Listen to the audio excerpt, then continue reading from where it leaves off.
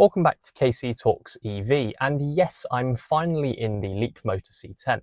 This is a large family SUV from the Chinese manufacturer Leapmotor, and in today's video we're going to be talking about specification, we're going to be talking about its driving characteristics and its positives, some rooms for improvement, and more importantly, who is the Leapmotor C10 for and some of its key competitors. First of all, I just want to give a massive thank you to Evans Halshaw Leapmotor in Hull for lending me the vehicle for testing purposes. As always, I've left a link in the video description. And by the way, if you let them know that KC Talks EV brought you there, it really does help the channel out. So without further ado, let's get started. In terms of specification, we're looking at a 69.9 or effectively 70 kilowatt hour battery pack. Now, Leapmotor don't quote total or usable capacity on this one, so you will have to wait for the range test to actually see what the usable capacity is of this vehicle. The good news is that it does use lithium iron phosphate, so no cobalt, no nickel, for example, and also very impressive battery longevity as well. I did mention this on the Leapmotor T03 video, and that also uses lithium iron phosphate or LFP. In terms of WLTP range, I know it says on the side 261 miles, but I believe it's 263 miles. And in my kind of basic testing, I don't think you would actually be able to achieve that. I found it quite difficult to get it beyond around 200 miles with motorway driving, for example, although in town driving that will probably go up to around 230 to 240 miles, but still a little bit short than what I expect. The C10 does come with a heat pump as standard. Potentially that means the range loss in winter is going to be less compared to not having a heat pump. And in fact, on my range test, I was looking at around 7, 8, 9 degrees Celsius around, I think we finished around 8 degrees, and there wasn't a substantial difference in efficiency. In terms of AC charging options, we've got 11 kilowatt free phase, which I think is brilliant. I think we're seeing more and more 11/22 kilowatt chargers around. And for destination charging, that is really, really good. And I'm also very, very impressed with CCS charging capability as well. They quote 84 kilowatts. The highest speed that I managed to achieve was 84 to 85, but even better, it held that charge rate quite well. So I was charging it around, I think, 13 degrees Celsius, so a little bit colder than what would be optimum. And we were getting that from 10% all the way up to 80%. Leapmotor themselves actually quote 30 to 80% in half an hour. I expect that that's probably a more worst case scenario with much lower temperatures, for example, because even low temperatures, I was getting a very, very consistent 84 kilowatts. I think that took 10 to 80% was 35 minutes or so. So I think that's a really, really good performance overall. In terms of rear boot space, we're looking at 435 litres, really, really nice, really boxy shape. So really good for suitcases, for example, really good for all of the bits and pieces that your family needs. The other thing, though, is that this vehicle does not have a front boot. I believe, however, that there is an option to have that with your Leapmotor C10, or even newer models do have it, but there are also aftermarket options as well. I'm quite surprised that this vehicle doesn't have it. I mean, look at the space underneath the front, easily fine for things like charging cables and all of that. There are no trim levels. The only thing that you can pick as an option is the color. And in fact, this amazing looking green color, in my opinion, is the base standard color, with also you can get white, black and silver. I wish you could have more interesting options. I mean, a nice cherry red or a sonic blue I think would be quite nice. Overall, I mean, the fact that the green is actually the standard color I think is a win. As I said, there's only one trim level. Pricing starts from £36,500 on the road, although it doesn't actually quote that on Leapmotor's website, but they are still offering alongside the T03's Leap Grant, which is £3,750 in the case of the C10, bringing the list price down to around £32,750. To put that into context, that is significantly cheaper than, for example, the Skywell BE11. Currently, they are offering a significant discount on it. That brings it down to quite a bit less than the C10, and we'll have a bit of chat about that in a moment. But also the MG S5, which, by the way, is a smaller vehicle. I think the trophy long range, which is what you really should be comparing this to, plus a few niceties as well, is, I think, £33,745. Pretty good value, I would say. And then if you compare it to things like the KGM Torres EVX, we're looking as well at a pretty reasonable value. Finally, I can't find anything official from Leapmotor UK to suggest this, but when I was looking at some forum posts, I believe that this vehicle can tow, and in fact actually can tow 1,500 kilograms, which again is really, really good to see. It's much better than the Skywell BE11, but also on par with things like the KGM Torres EVX. In terms of the driving characteristics and the positives, it's very, very comfortable, as it should be for a large family SUV. I think it is ever so slightly more fidgety in town in comparison to the Skywell BE11, and also on motorways. I think especially bumps in the road can disturb a bit of the ride a bit more. It is more noticeably firmer than the Skywell BE11. You do get much better feel for the road, and overall refinement, I would say, is better as well. I still wouldn't say it's fun to drive. I don't think anyone's buying a large family SUV for it to be really a lot of enjoyment behind the wheel. And it still body rolls in the corners, and the steering doesn't really have that much feel to it. But I would say that I would trade the slightly firmer ride and better handling compared to the comfort that you get with the Skywell BE11. The other thing as well is I discussed the BE11's issue with the rocking when you emergency stop, or like when you're testing out the brakes when you first get into the car. This vehicle also has that. So what it's making me think is actually it's probably more of a large SUV problem. And the fact is I haven't really tested that many large family SUVs on the channel for the last year. I even got into my ZS EV and I realized that there was a little bit of the same thing as well. Practicality wise, really, really good. I mean, the space in the back is absolutely brilliant. I'm not quite exactly sure which one will do it better, the Skywell or this one, but I mean, I'll be absolutely chuffed to bits if I was being taken around in this car in the back, for example. And also it has the ability to recline the rear seats as well. So a very, very nice place to be.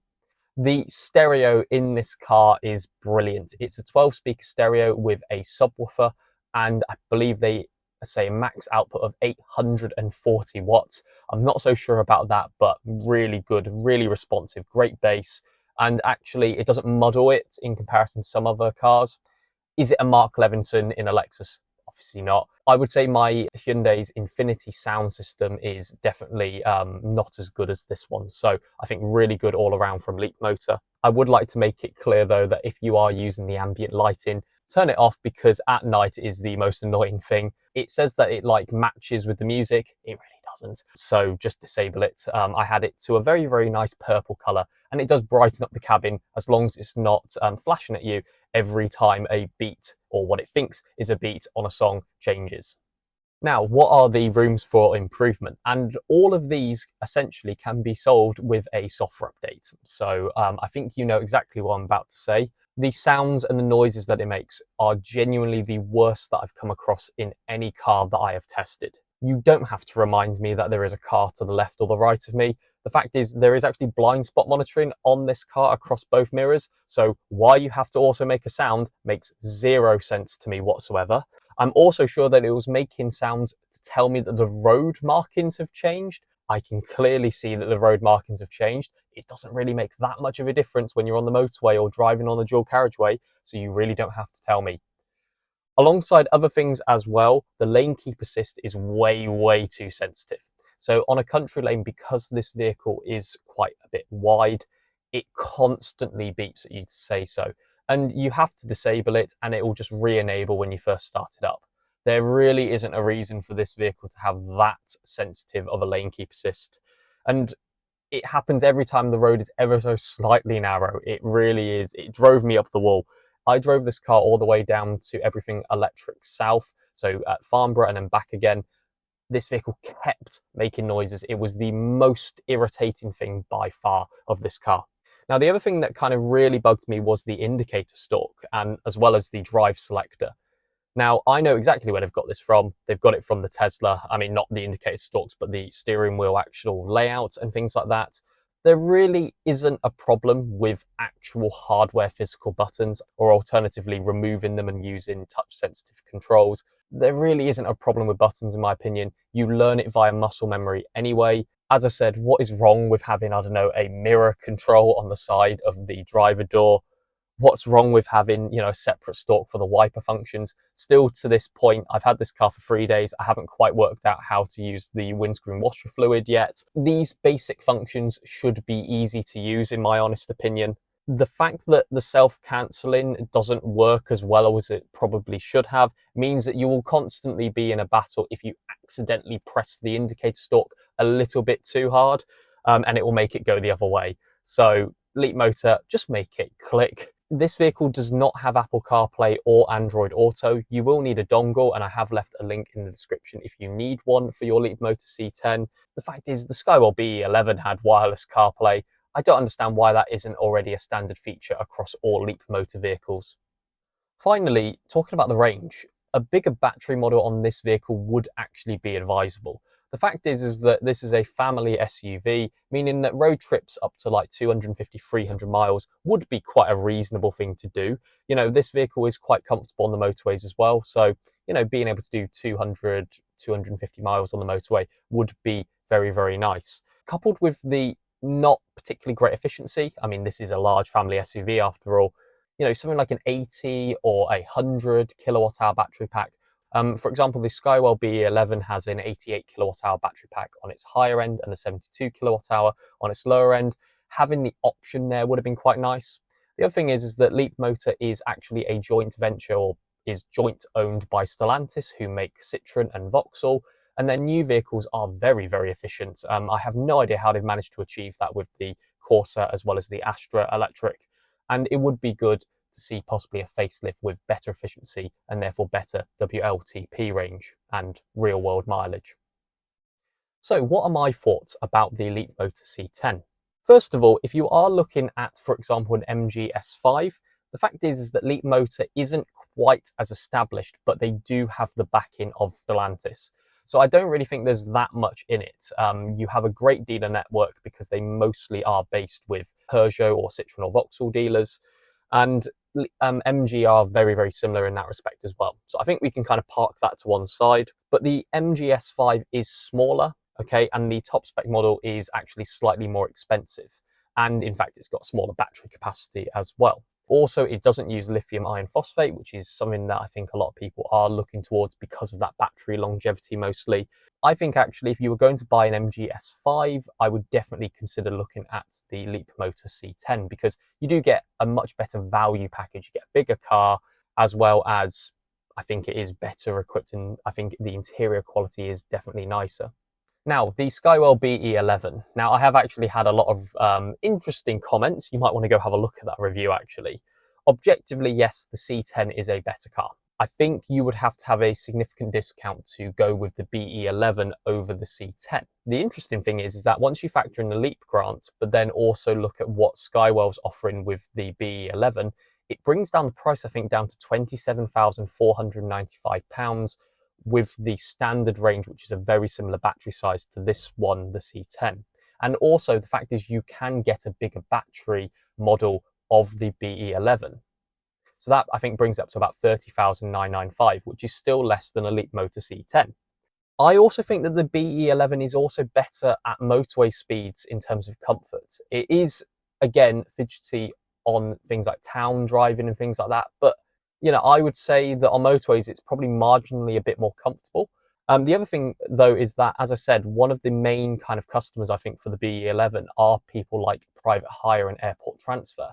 If it's more comfortable and you're going to be sitting in that car for 8 or 9 hours a day, that's probably a better option, in my opinion. However, if it was at the same price or, you know, even a couple £1,000 discount, I'd buy the C10 in a heartbeat. And I think really that's where it is. I would recommend you test drive one if you are in the market for a large SUV. And overall, as a complete package, I think it's still pretty good. I think that is pretty much it for the review of the Leapmotor C10. This market is getting quite saturated at the moment, so it's really great to see loads of good value large family SUVs, and I think that really is going to be what the theme is for 2026. I think value and price parity, or even cheaper than the equivalent petrol and diesel vehicle, is actually going to be much more important, and it will get more and more people into electrification. By the way, you can have a look at the review and the range test of the Leapmotor T03 if you want something a bit smaller. I've also done the review on the Skywell BE11, which you might want to go have a look at as well. Some very, very interesting comments, let's say, on there. But, you know, that's the reason why we have a debate. And I think that is a great thing to have. As well, you can have a look at other electric vehicle reviews. I have done other vans, I've done other SUVs. So you might want to go check out the reviews and testing playlist. But I think that is pretty much it. So thank you for watching and talk to you later.